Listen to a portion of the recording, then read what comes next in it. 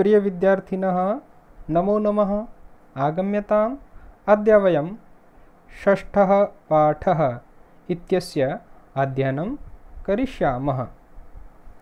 गृहं शून्यं सुतां विना। सुतां विना, पुत्री के बिना, बेटी के बिना, आत्मजा के बिना घर शून्य है, सूना है। अर्थात बिना पुत्री के, बिना बेटी के घर शून्य है, सूना है।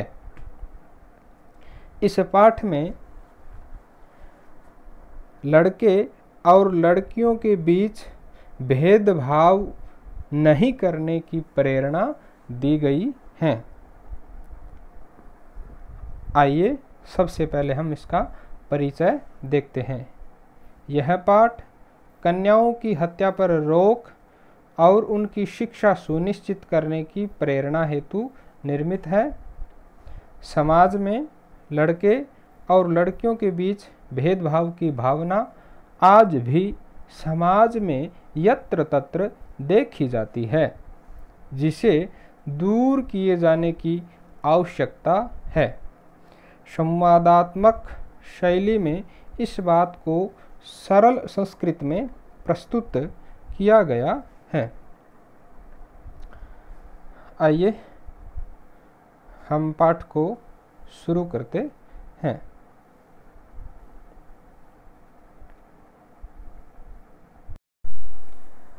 सबसे पहले हम इस पाठ में जो मुख्य पात्र हैं उनका थोड़ा सा परिचय कर लेते हैं। एक इसमें है एक राकेश नामक एक व्यक्ति है और एक इनकी पत्नी है जिसका नाम है माला, और एक बहन है जिसका नाम है शालिनी,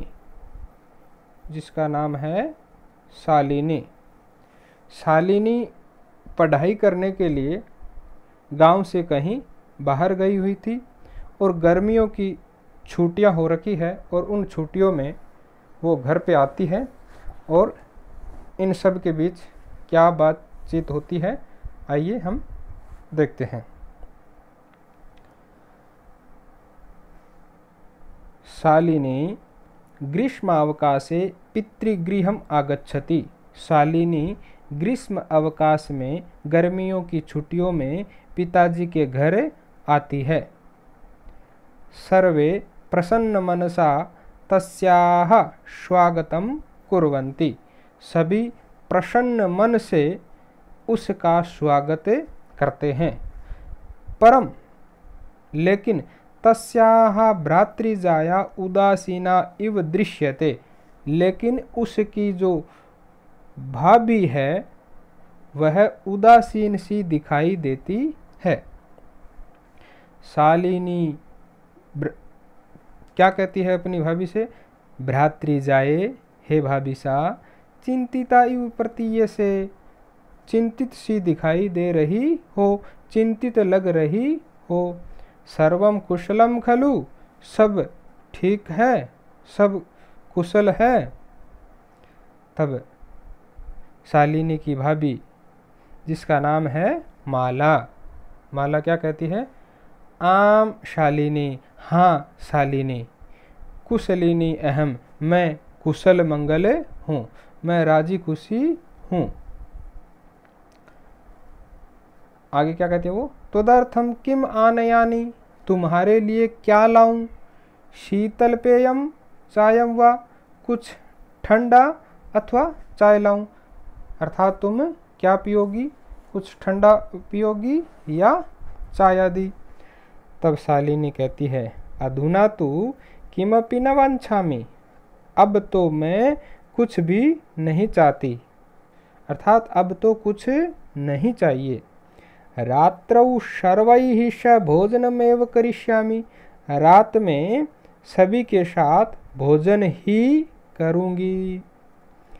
भोजन कालेपि मालायाः मनोदशा स्वस्था न प्रतीयते।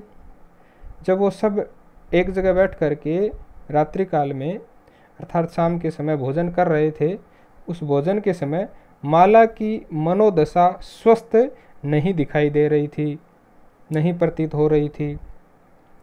परम लेकिन सा मुखेन किमपि नोक्तवती, लेकिन वो मुख से कुछ नहीं बोली। राकेश बोलता है, भगिनी शालिनी, हे शालिनी बहन, हे बहन शालिनी, दिष्ट्या तुम समागता, भाग्य से तुम आ गई। अद्य मम कार्यालय एका महत्वपूर्णा गोष्ठी सहसैव निश्चिता। आज मेरे कार्यालय में एक महत्वपूर्ण संगोष्ठी मीटिंग अचानक ही निश्चित की गई है। अद्यैव मालायाः चिकित्सकया सह मेलनस्य समयः निर्धारितः, और आज ही, अद्यैव यानी आज ही, माला का चिकित्सिका के साथ यानी महिला डॉक्टर के साथ मिलने का समय निर्धारित किया गया है। तुम मालया सह चिकित्सिकाम प्रतिगच्छ, तुम माला के साथ महिला डॉक्टर की ओर जाओ। तस्याः परामर्शानुसारं यद् विधेयं तद् करणीयं तद् संपादय। वो उसके परामर्श के अनुसार यानी चिकित्सिका के परामर्श के अनुसार यद् विधेयम, जो किया जाए, कहा जाए, तद संपादय, वैसा करो। अर्थात उसके परामर्श के अनुसार जो कहा जाए, जो बताया जाए, वो संपादित करना है, यानी वैसा ही करना है।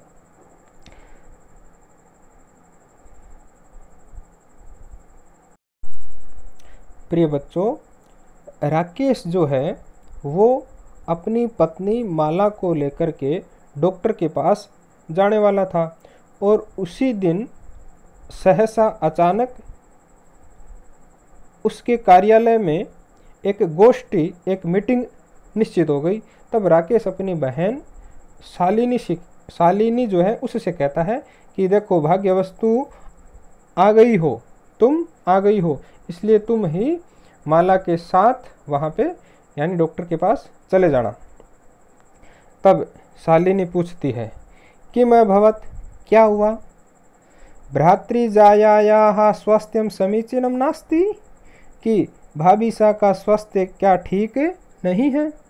अहम तो यह प्रभृति पश्यामि, मैं तो कल से ही देख रही हूँ, सा स्वस्था न प्रतिभाति इति प्रतीयते स्म, कि वो स्वस्थ दिखाई नहीं दे रही, ऐसा प्रतीत होता है, ऐसा लग रहा है। तब राकेश कहता है, चिंतायाः विषय नास्ति, चिंता का विषय नहीं है, चिंता की कोई बात नहीं है।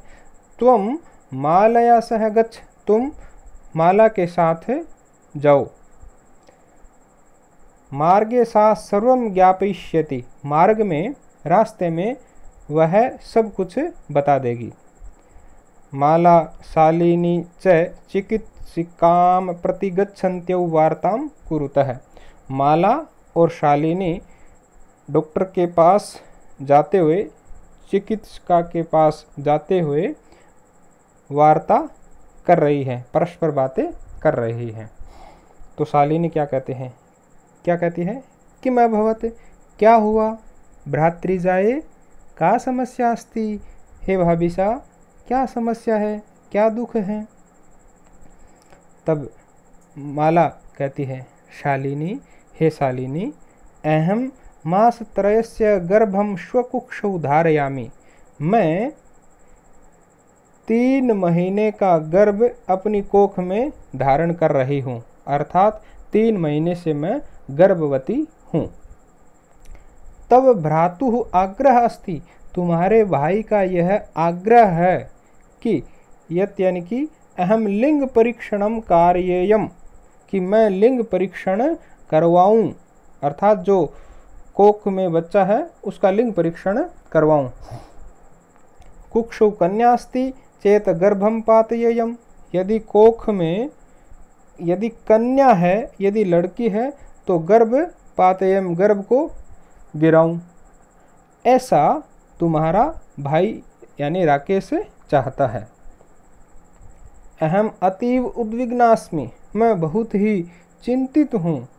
परम तव भ्राता वार्तामेव न शृणोति, लेकिन तुम्हारे भाई जो हैं वो बात भी नहीं सुनते हैं।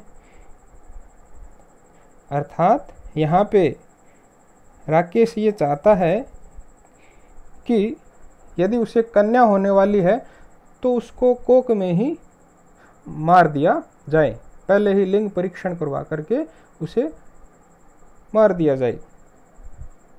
लेकिन ऐसा करना कानूनी अपराध है और गलत है, इसलिए हमें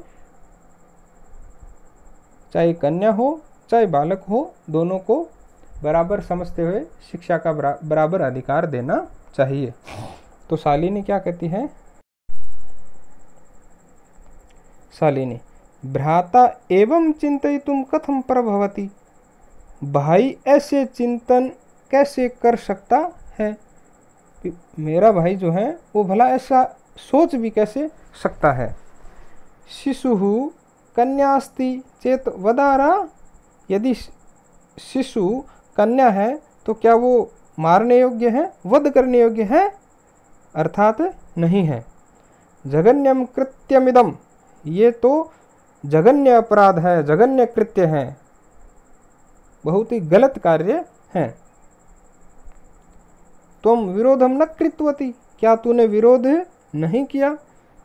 स तव शरीरे स्थितस्य शिशोः वधार्थम चिंतयति तुम तूष्णीम तिष्ठसि, वह तुम्हारे शरीर में स्थित शिशु का वध चाहता है, वध करने की सोच रहा है और तुम चुप बैठी हो। अधुनैव गच्छ गृहं चल, अभी घर चलो।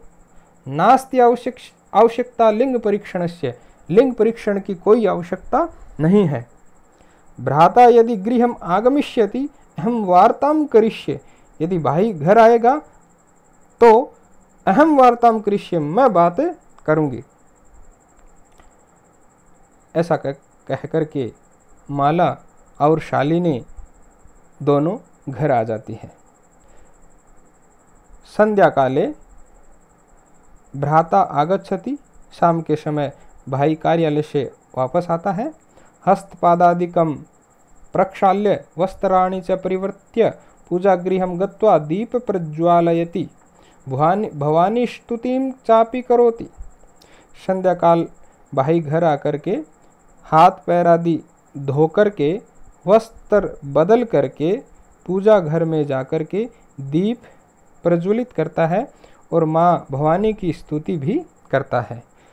तदनंतरम चाय पानार्थम सर्वेपि एकत्रिताः, उसके बाद चाय पीने के लिए सारे एकत्रित होते हैं, एक जगह इकट्ठे होते हैं। तो राकेश पूछता है, माले, हे माला, तुम चिकित्सकाम प्रति गतवती आसी ही, तुम चिकित्सका के पास गई थी कि मैं कथयत सा, उसने क्या कहा? यानी तुम डॉक्टर के पास गई थी, डॉक्टर ने क्या कहा? तब माला मौन में वास रहती, माला मौन ही रहती है, अर्थात वो कुछ नहीं बोलती, मौन रहती है। तदैव उसी समय क्रीडंती त्रिवर्षीया पुत्री अंबिका पितुः क्रोडे उपविशति, तदैव तभी खेलती हुई 3 वर्षीय पुत्री अंबिका पिता यानी राकेश की क्रोडे गोद में उपविशति बैठती है। उसी समय खेलती हुई 3 साल की बेटी अंबिका पिताजी की गोद में बैठती है। तस्मात् चाकलेहम च याचते, और उससे चॉकलेट मांगती है। राकेश अंबिकाम लालयति, राकेश अंबिका का लालन करता है, स्नेह करता है। चाकलेहम प्रदाय, चॉकलेट देकर के ताम क्रोडात अवतारयति, उसको गोद से उतार देता है। पुनः फिर मालाम प्रति प्रश्नवाचिकाम दृष्टि क्षिपति, माला की ओर प्रश्नवाचिक का दृष्टि से, प्रश्नवाचक दृष्टि से, नज़र से देखता है, यानी प्रश्नवाचक दृष्टि डालता है। यानी उसने जो प्रश्न पूछा था कि तुम डॉक्टर के पास गई थी, उसका उत्तर चाह रहा है, तो शालिनी एतत् सर्वम दृष्ट्वा उत्तरम ददाति। शालिनी ने ये सब कुछ देखते हुए उत्तर दिया। क्या उत्तर देती है? तो शालिनी कहती है, भ्रातः, हे भाई, तुम किम ज्ञातुम इच्छसि, तुम क्या जानना चाहते हो? तस्याः कुक्षी पुत्रः अस्ति पुत्री वा, उसकी कोख में पुत्र है या पुत्री, यही जानना चाहते हो? किमर्थम, क्यों? षण्मासानन्तरं सर्वं स्पष्टं भविष्यति, 6 महीनों के बाद सब कुछ स्पष्ट हो जाएगा। समयात् पूर्वम किमर्थम अयम आयास है, समय से पहले ही ये आयास, ये प्रयास भला क्यों किया जा रहा है? आप पहले ही क्यों जानना चाहते हैं कि उसकी कोख में पुत्र है या पुत्री? तब राकेश कहता है, भगिनी त्वं तु जानासि एव अस्माकं गृहे अंबिका पुत्री रूपेण अस्ति एव, कि हे बहन, तू तो जानती ही है कि हमारे घर में अंबिका जो है वो पुत्री के रूप में है, यानी एक बेटी है। अधुना एकस्य पुत्रस्य आवश्यकता अस्ति, अब एक पुत्र की आवश्यकता है। तरही, तो ऐसा कहा तो शालिनी जो है वो बीच में बात काट देती है और क्या कहती है, तरही कुक्षी पुत्री अस्ति चेत हंतव्या, यदि कोक में बेटी है तो वो मार दी जाए, मारने योग्य है क्या? तीव्र स्वरेण, थोड़ी उच्च स्वर में जोर से, हत्यायाः पापम कर्तुम प्रवृत्तोऽसि त्वं, हत्या का पाप करने में प्रवृत्त हो तुम। राकेश बोला, न हत्या तो नहीं, हत्या तो नहीं। तब शालिनी फिर बोलती है, तरही किमस्ति निर्घृणम कृत्यमिदम, फिर ये घृणित कार्य, ये निंदित कार्य क्यों?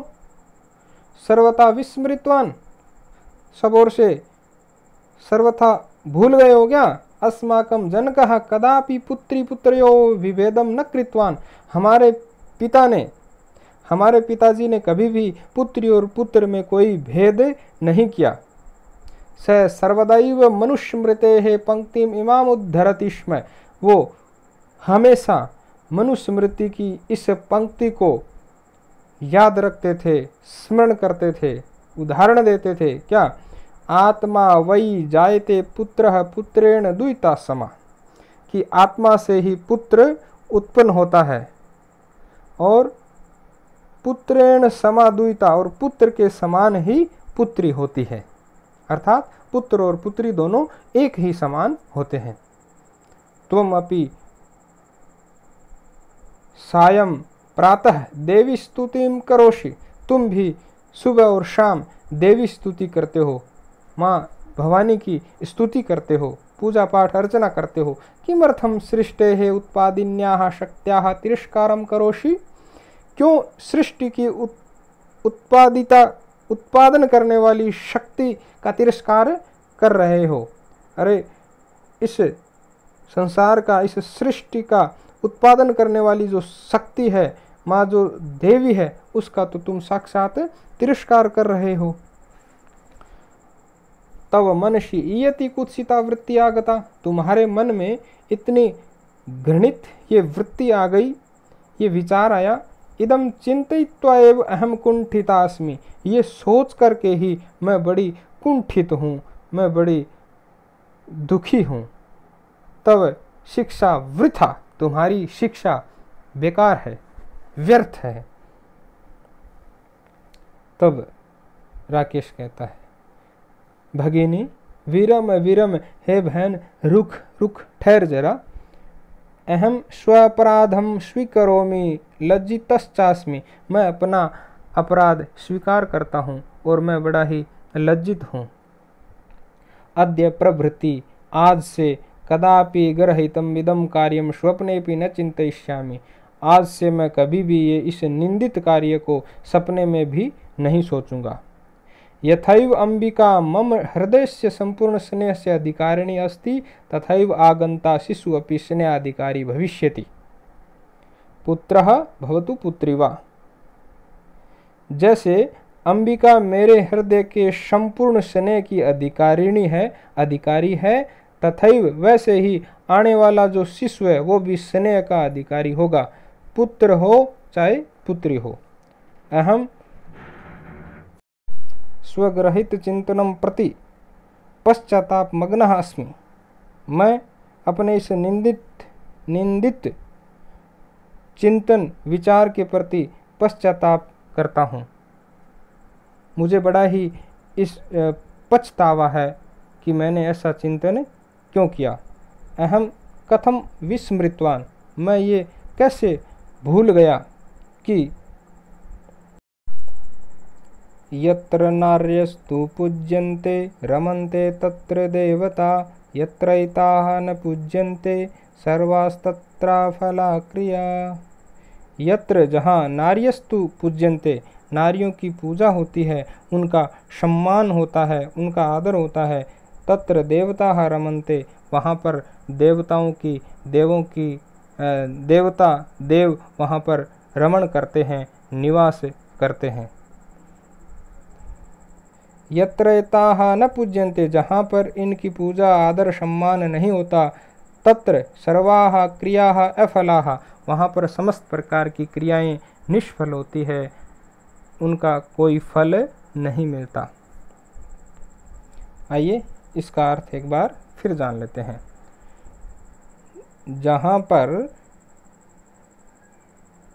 नारियों की पूजा होती है, नारियों का सम्मान होता है, आदर होता है, वहाँ पर देवता रमण करते हैं, निवास करते हैं, वास करते हैं।